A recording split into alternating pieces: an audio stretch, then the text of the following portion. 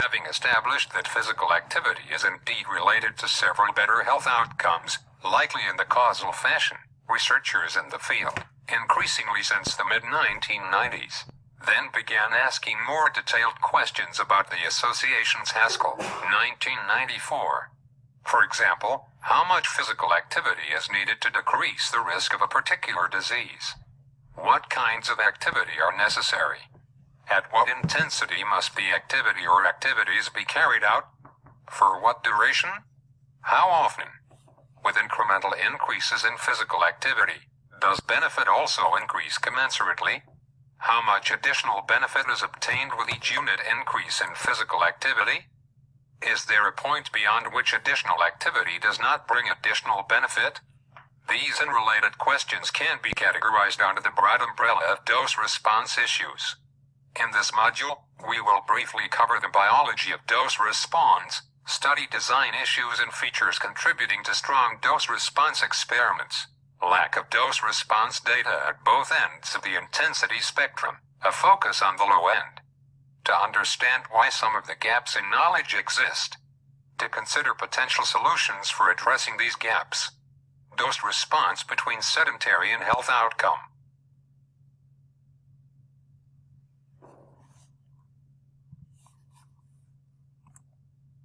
We will discuss this research example. Just 15 minutes a day keeps the doctor away in class.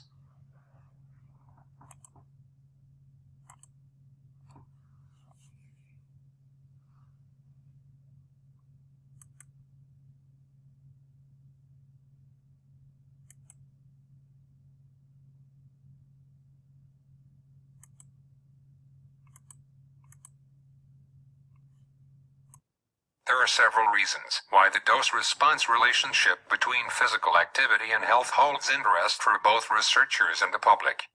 Perhaps arguably the most important reason is a practical one with considerable public health implications. Knowledge of the dose-response relation provides an understanding of the minimum amount of physical activity necessary for health benefits, and this information can then be translated to recommendations for the public. A second reason why the dose-response relationship is important is that this information is helpful in assessing whether an observed association between physical activity and a particular health outcome is a cause and effect association. A third reason for the interest in dose-response relationships is that this knowledge may provide clues to the biology underlying physical activity-disease relationships.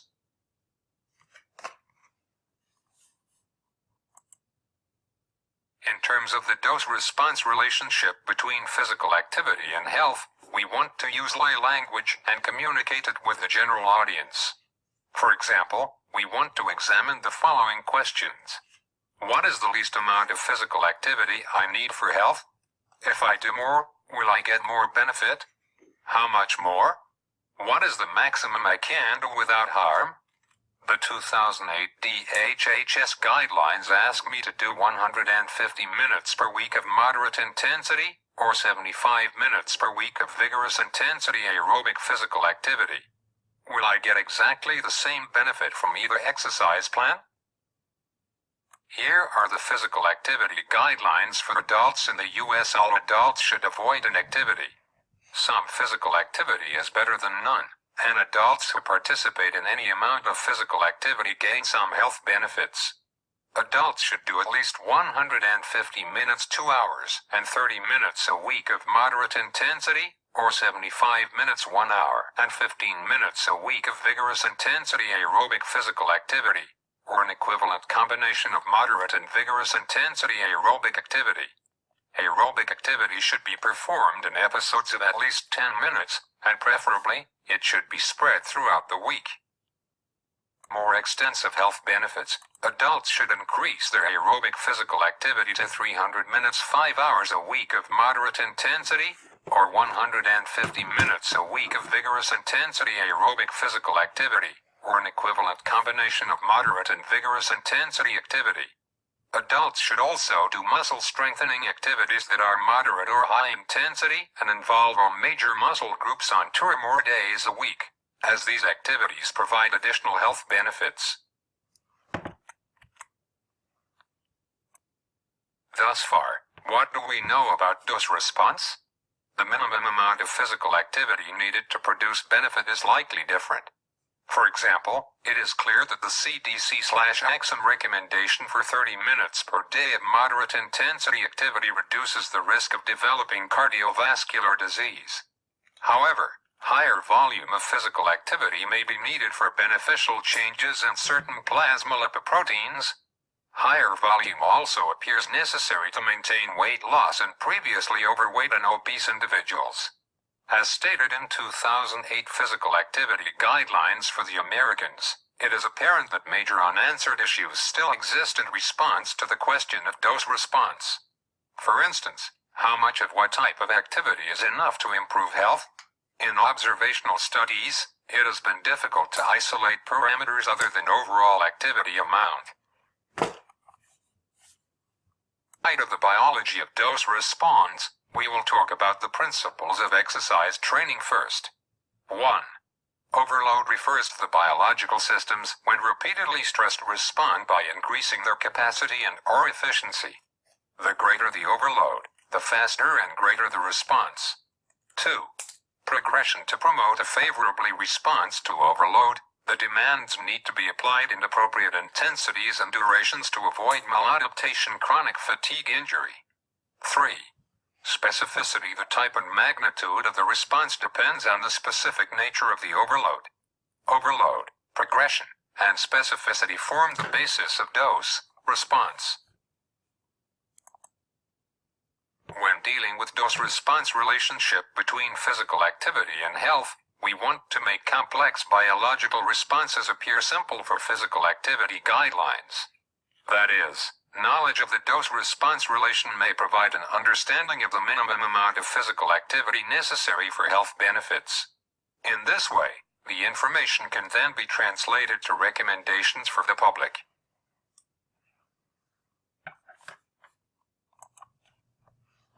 When it comes to the physical activity guidelines and dose response, we should be aware of the following 3 messages. 1. Guidelines can appear to not closely follow the biology of adaptation, benefit, or risk. This occurs because of the need to provide a relatively simple message to the public. 2. Public health guidelines are used to communicate general advice in a quick way that should be easy to understand. For example, blood pressure less than 120/80ths mmHg or greater than or equal to 150 minutes per week moderate intensity activity. 3.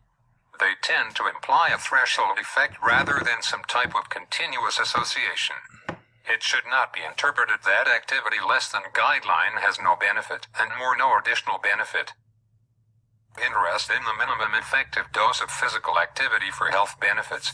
It is also of public health and research relevance to understand the shape of the dose-response curve at doses above the minimum.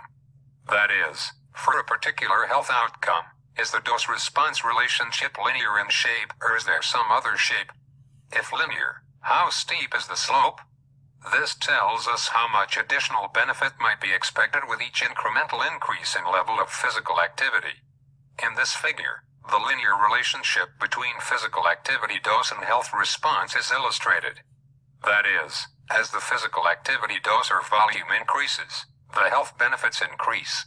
If curve on the upper left represents the correct dose response, then substantial increases in benefit occur with small increases in physical activity. However, if curve on the lower right represents the correct shape of the curve, additional benefits accrue only with large increases in physical activity. Physical activity guidelines cover the dose response of aerobic exercise. In general, the long-term goal for all individuals should be the public health target. For many studies, the amount of moderate and vigorous intensity activity associated with significantly lower rates of disease or improvements in biomarkers and fitness is in the range of 500 to 1,000 med-minutes per week. An adult can achieve a target of 500 med-min/week by walking at about 3.0 miles per hour for 150 min/week 7.5 miles. Working faster at 4.0 miles per hour for 100 minutes 6.6 miles, or jogging or running at 6 miles per hour for about 50 min/week 5.0 miles. The physical activity guidelines for the Americans set public health target for adults and older adults. For substantial health benefits, adults should perform at least 150 minutes of moderate intensity or 75 minutes of vigorous intensity activity each week. Target range. Moderate intensity equals 150 to 300 minutes per week. Vigorous intensity equals 75 to 150 minutes per week. Aerobic activity can be accumulated in bouts of 10 minutes or longer, for example, 3 times of 10 minutes per day. Mix moderate and vigorous intensity activity to meet the aerobic activity goal 500-1000 minutes per week. Activity increases from 150 to 300 minutes of moderate intensity Pennsylvania/week. 2 things happen when additional benefits accrue, for example, lower risk of breast cancer. 2 more extensive benefits accrue, for example, risk of heart disease is significantly lower with 300 minutes per week compared to 150 minutes per week.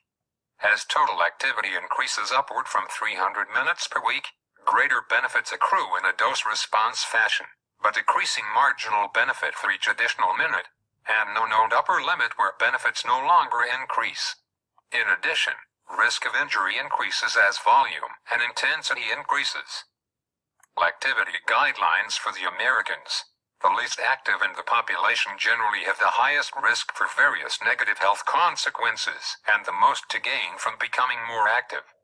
Increasing evidence suggests that performing activity in amounts of no more than about 1 hour per week at an intensity that is moderate relative to the person's capacity will provide small increases in cardiorespiratory and muscular fitness and reduce the risk of various chronic diseases. At this lower amount and intensity of activity, the benefits usually are less than that observed with greater amounts of activity, and studies are much less consistent about the nature and magnitude of these benefits. Nevertheless, the dose-response curves for the major health benefits clearly indicate an inverse relation between the dose of activity and rate of disease through the full range of activity. Although the minimum amount of activity needed to produce a benefit cannot be stated with certainty, nothing would suggest a threshold below which there are no benefits. Therefore, for inactive adults, any increase in activity appears better than none.